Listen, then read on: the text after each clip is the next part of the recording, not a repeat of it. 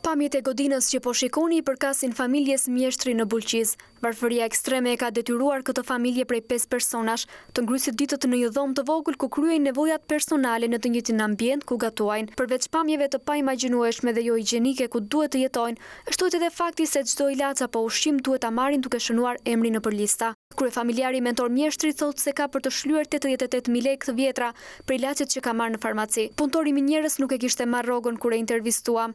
Sërish ilaçin për dhëmbin e djalit e kishte marrë me listë në farmaci. Sot jam borç që më shef. Sot kam marrë unë vetëm për çunin që i ka dhënë një dhomë dhe i kanë dhënë 3.800 lekë ilaçe. Gjithsej jam 88.000 lekë borç tek ilaçet. Dhe 3.800 lekë s'ke pas mundësi një sot, jo, nuk kam pas mundësi sepse nuk janë ndarë rrugët. Edhe domatet sot kam shkoj kam marrë më të këqijat. Që më shef 500 lekë kilon. 20 metra larg shtëpisë së Mentor Mjeshtrit të ndodhet banesa e varfër e 53 vjeçare së Zyre Perkola. Ajo po unë se vuan nga disa sëmundje dhe nuk është në gjendje të kurohet me medikamente, pasi përfiton vetëm 30.000 lekë ndihmë ekonomike. Thotë se është truar disa herë nëpër spitale dhe është diagnostikuar me sëmundje të ndryshme, por ka dalë shumë shpejt, pasi nuk ka pasur para. Tashmë ajo i ka ndërprer ilaçet, pasi listat e gjata me borxhe që ka nëpër disa farmaci kanë bërë që të mos marrin më ilaçe nga farmacistët. S'kom gjendi me i morë 30.000 lekë asistencë. Me 30.000 lekë, atë morë majlin, atë morë ushqimet, atë më esh fmit, me vesh mrethi. Bujnë e ku papun, e papulja me smonje, me tensione, me zemër, mushit zezë. Po invalide, po s'unë i rash dot, me i mra pa t'lithë as pensione, as kur gjo. Po i leqë ti mërë? S'unë i morë se s'kom kushte, s'kom lekë me i morë. Si ka morë asnjëherë? Asnjëherë si kom morë, asnjëherë. Kom listë që shenej. Diqanë ta? Diqanë i kom pjotë, me liste. S'krova ma se s'kisha kushte.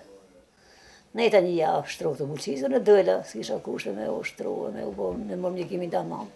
Në qytetin e Bulqizës, që njihet si qyteti pasur nën tokë dhe i varfër mbi të, bëm një vëzhgim nëpër farmacit për listat e borxheve të ilaçeve të marrë nga pacientët. Nafize Bica, farmaciste prej më shumë se 15 vitesh, duket humane, pavarësisht bllogqeve me borxhe të pacientëve. Ajo sërish thotë se nuk mundet që t'i lërë të sëmurët të vdesin për medikamente. Farmacistja tregon se listat me ilaçe borxhe variojnë nga 2.000 lekë të vjetra deri në 10.000 lekë të reja.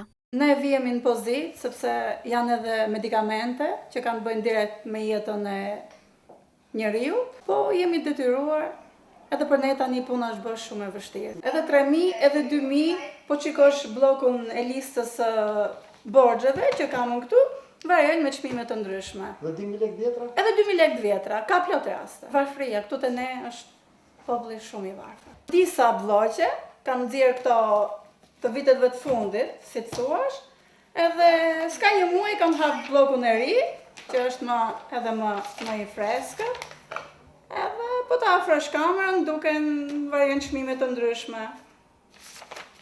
Nga vlerat tepër të vogla. Të gjitha ato blloqe janë me listë? Po, të gjitha janë me listë. Sa edhe vetë kur i shikoj ndonjëherë më zë koka. Sa është shumë vështirë edhe për t'i marrë tani, po jemi të detyruar, është profesioni atil që s'punojmë dot pa borxhe. E nuk mundemi që vjen receta, ai ka fëmijën me temperaturë, edhe unë mos i jap ilaçet pse s'ka lekë.